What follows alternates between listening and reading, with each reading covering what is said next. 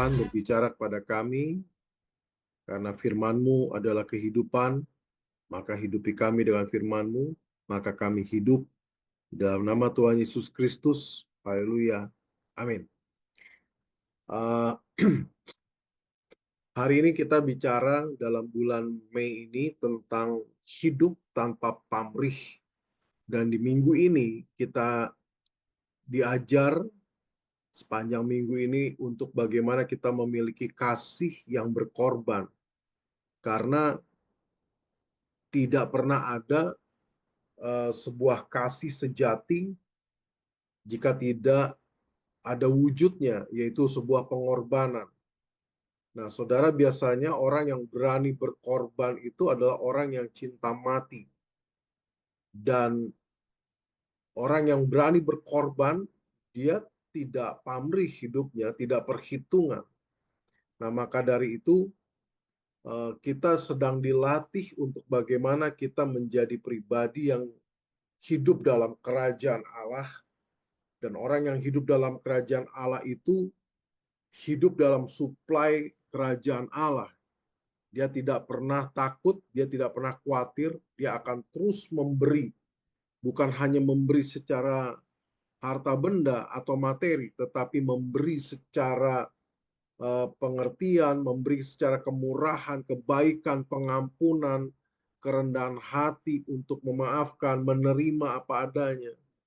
Jadi biasanya saudara, orang yang kaya adalah orang yang hidupnya tanpa pamrih. Dia bukan tidak perhitungan, tetapi saudaraku, dia mempunyai kehidupan yang eh, tidak mencari untung rugi bagi dia sendiri. Nah, hari ini kita mau baca sama-sama di Galatia 6 ayat 10. Dikatakan bahwa karena itu, selama masih ada kesempatan bagi kita, marilah kita berbuat baik kepada semua orang, tetapi terutama kepada kawan-kawan kita seiman. Saudara, perhatikan baik-baik. Selama masih ada kesempatan bagi kita. Kapan itu selama ada kesempatan? Selama masih bisa bernafas, selama masih bisa berjalan, masih sehat, selama hidup kita masih ada di bumi ini. Itu adalah sebuah kesempatan. Berbuat baik kepada semua orang. Jadi artinya sepanjang hidup kita, sepanjang kita masih punya kemampuan untuk bergerak, berkarya, bekerja, bertindak, berjalan, berkata-kata, sehat, ayo pergunakan semua ini untuk berbuat baik, bukan berbuat jahat. Saudara, terkadang kita menabur perbuatan baik saja, belum tentu kita menuai sesuatu yang menyenangkan kita. Kadang kita berbuat baik sama orang, justru kita menerima kebencian, kita menerima fitnah, kita menerima sesuatu yang merugikan kita. Tetapi saudara, jangan berarti kita langsung antipati atau kita jadi berhenti untuk berbuat baik.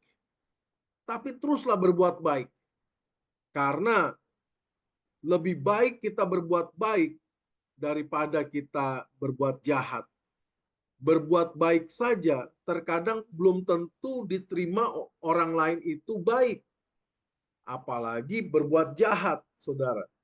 Jadi, selama masih ada waktu kita, berbuat baiklah kepada semua orang. Itu adalah sebuah investasi hidup yang baik, saudara.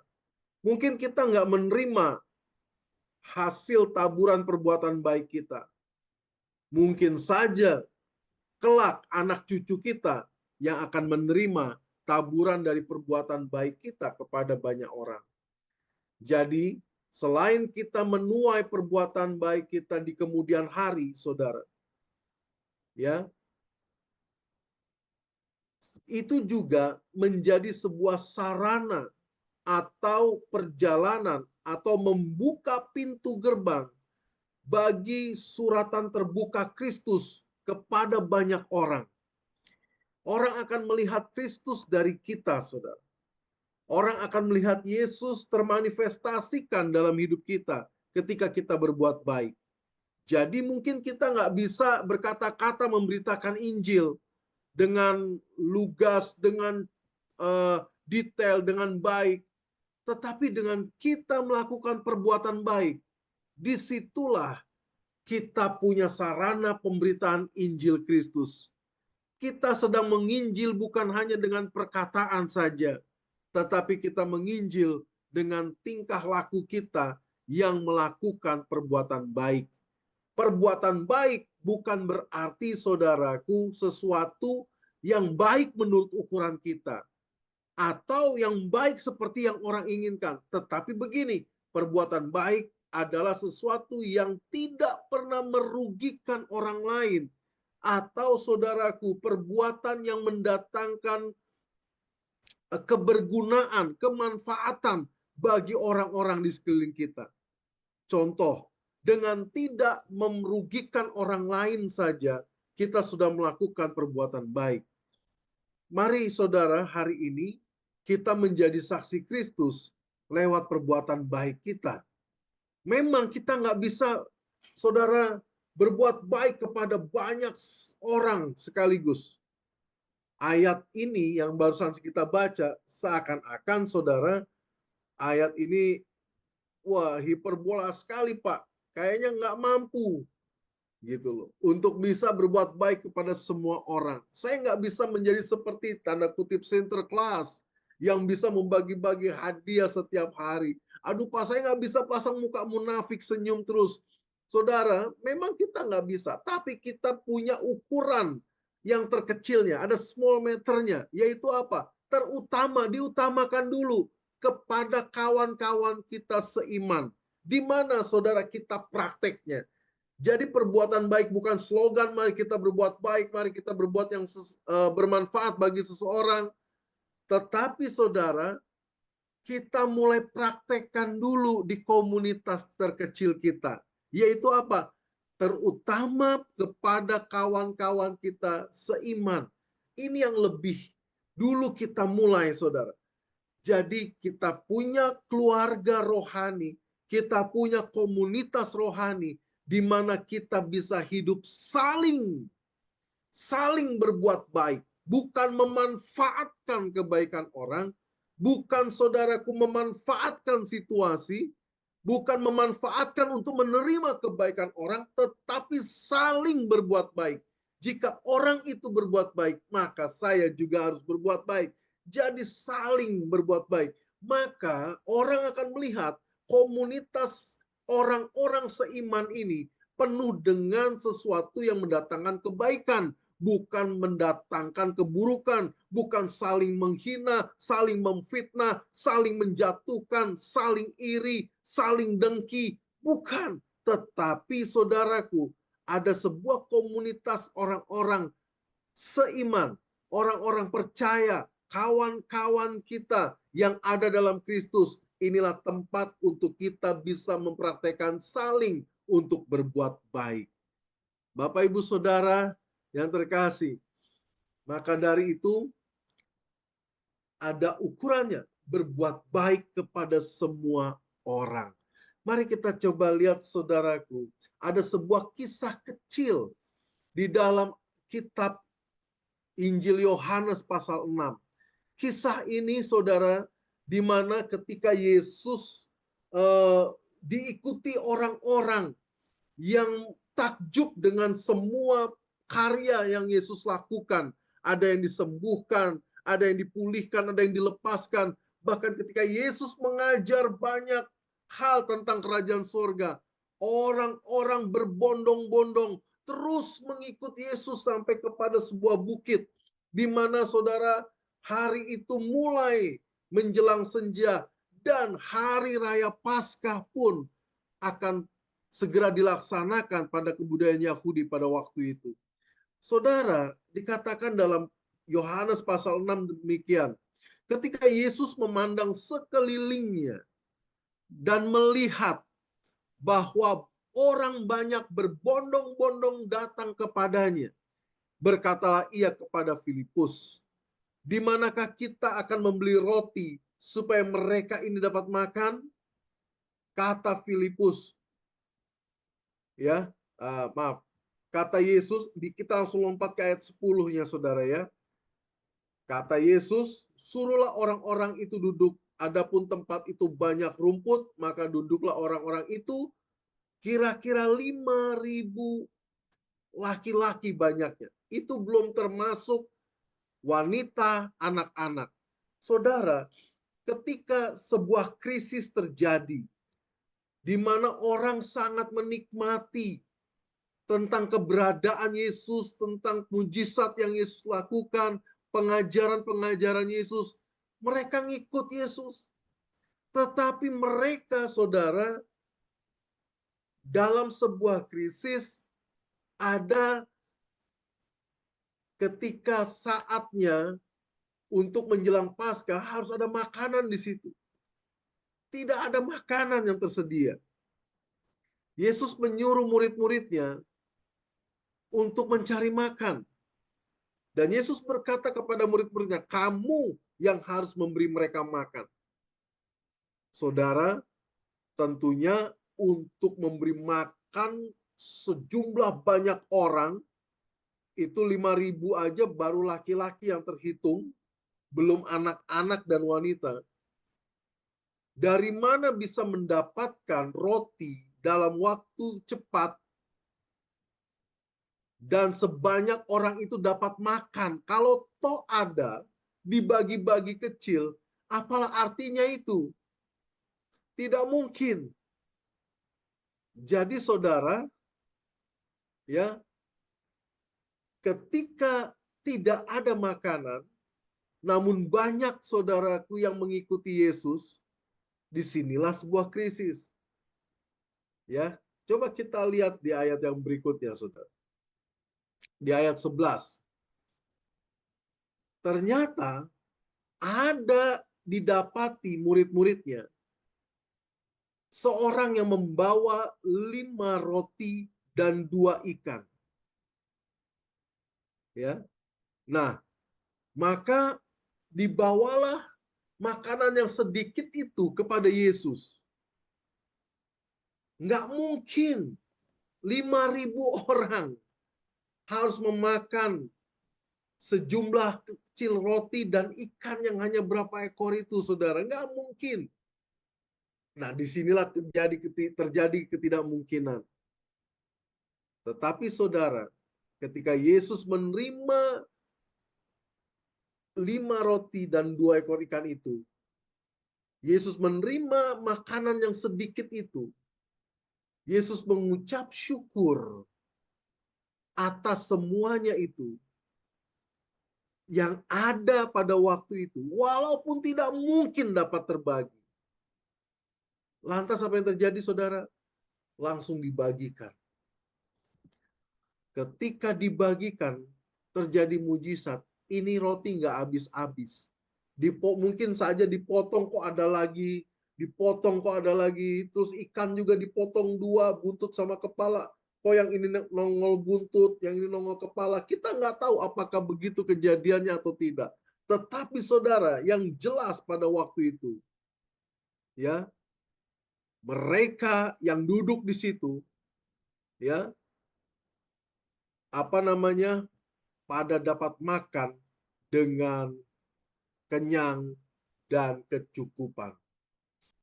Saudara, setelah Yesus mengambil roti itu, ayat 12-nya saudara ya, Yohanes pasal 6, mereka makan dengan kenyang. Mereka makan sesuai dengan apa yang mereka kehendaki. Dan setelah makan, saudara, Yesus berkata kepada muridnya, kumpulkan potongan-potongan yang lebih, supaya tidak ada yang terbuang.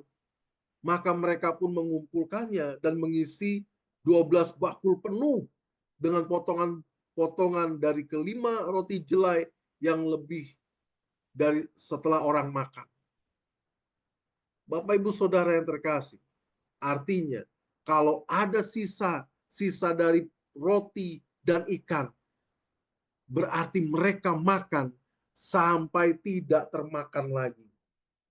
Mereka makan sangat begitu kenyang sampai akhirnya mereka tidak bisa lagi, saudara, menampung makanan yang ada. Mereka sangat puas. Padahal dari 5 roti dan 2 ekor ikan, dari yang kecil yang ada di antara ribuan orang pada waktu itu dan dibawa kepada Yesus. Saudara, siapakah orang yang menyediakan itu? Nah, kita coba lompat, saudara, dalam Yohanes pasal 6 ini, di ayat 9-nya. Kita coba mundur. Ternyata, saudara, ketika terjadi krisis makanan, nggak ada roti, nggak ada untuk bisa kita merayakan Paskah, nggak ada makanan. Mau beli kemana? Siapa yang bisa nyediain? Kalau toh sanggup kebeli, siapa yang bisa nyediain? Saudara, ternyata ditemukan oleh murid-muridnya ada seorang anak yang mempunyai 5 roti jelai dan 2 ikan. Saya tidak mau terfokus ini roti jelai ini apa, ikan ini jenis ikan apa, mujair kah, gabus kah, ikan bobara kah, ikan samander. Saya tidak mau lihat di situ. Tapi coba perhatikan baik-baik, saudara.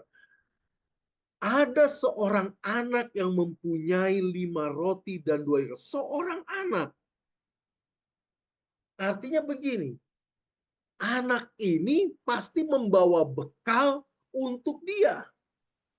Makanan roti jelai ini bukan roti seperti roti bread box yang panjang-panjang, saudaraku, yang dibagi-bagi, atau roti seperti roti Prancis yang dibelah-belah, atau roti tawar yang besar, tapi roti yang sederhana. Dan saya juga yakin anak ini tidak sedang membawa ikan cakalang yang begitu besar atau ikan tuna yang begitu besar, tapi ikan yang ditemukan yang bisa dia bawa sebagai bekal untuk dia bawa mengikuti orang tuanya yang terus penasaran ingin melihat Yesus. Jadi sebetulnya ini adalah bekal untuk makanan anak ini. Namun ketika mereka disuruh duduk, para murid-muridnya berkata, siapa yang bawa makanan? Ada nggak yang bawa makanan? Bisa nggak anak ini berkata, oh tidak, ini makanan punya saya. Oh jangan kasih. Bisa saja. Tetapi anak ini berkata, saya punya makanan. Walaupun sedikit, walaupun kecil, walaupun mungkin tidak berarti, tapi dia berikan makanan itu kepada murid-murid Tuhan dan dibawa kepada Tuhan. Anak itu telah memberikan tanpa pamrih, tanpa perhitungan, tanpa berpikir nanti saya makan apa. Anak itu sudah pasrahkan saja apa yang dia punya. Dengar baik-baik. Dari yang kecil itu, pemberian yang sederhana itu, pemberian yang kelihatannya tidak berarti itu, ketika dibawa ke tangan Yesus, maka dampaknya luar biasa. Amin. Saudara, hal pembelajaran apa yang mau kita uh, dapati pada pagi hari ini? Terakhir, mari kita memberi, bukan soal seberapa banyaknya kita dapat memberi. Memberi bukan dari segi kuantitasnya, seberapa banyak atau seberapa dikit, besar, kecil, mahal, murah. Bukan juga memberi dengan sebuah kemampuan atau tidak. Tidak.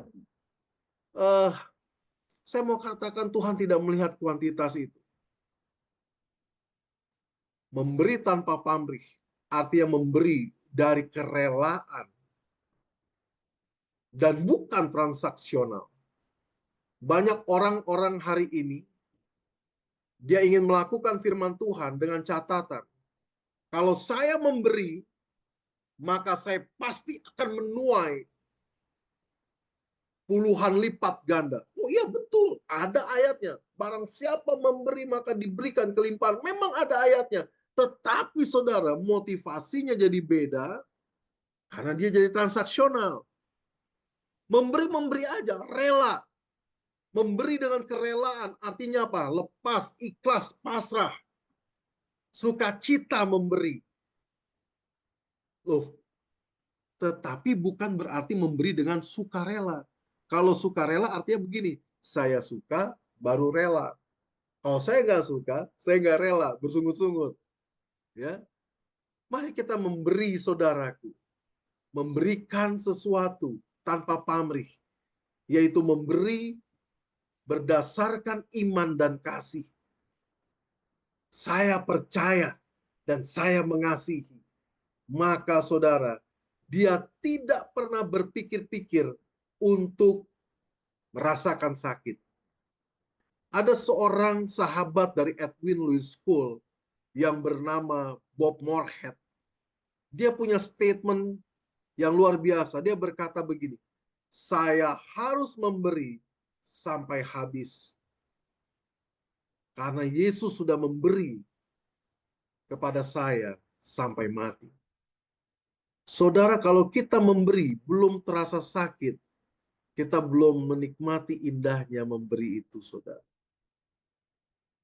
Mari bawa kepada Kristus apapun yang saudara ingin berikan. Kalau saudara memberi kepada orang yang kekurangan, saudara memberikan kepada saudara kita yang membutuhkan. Saudara memberi bukan karena saudara untuk penampilan, tapi saudara memberi karena Kristus. Yesus ada di hati kita, warga kerajaan surga. Maka sebetulnya kita tidak punya kendala atau kita tidak punya kesukaran untuk memberi. Mari kita berdoa. Tuhan, ajar kami hari ini di breakout room kami masing-masing. Kami mau sharing untuk kami mau memberi, latihan memberi tanpa pamrih. Terima kasih Tuhan. Urapi setiap anak-anak-Mu, berkati setiap kami semua. Latih kami, biarlah Roh Kudus terus memberikan pencerahan kepada kami, untuk kami punya hati yang memberi tanpa pamrih. Dalam nama Tuhan Yesus Kristus, kami percaya katakan, amin. Tuhan Yesus berkati.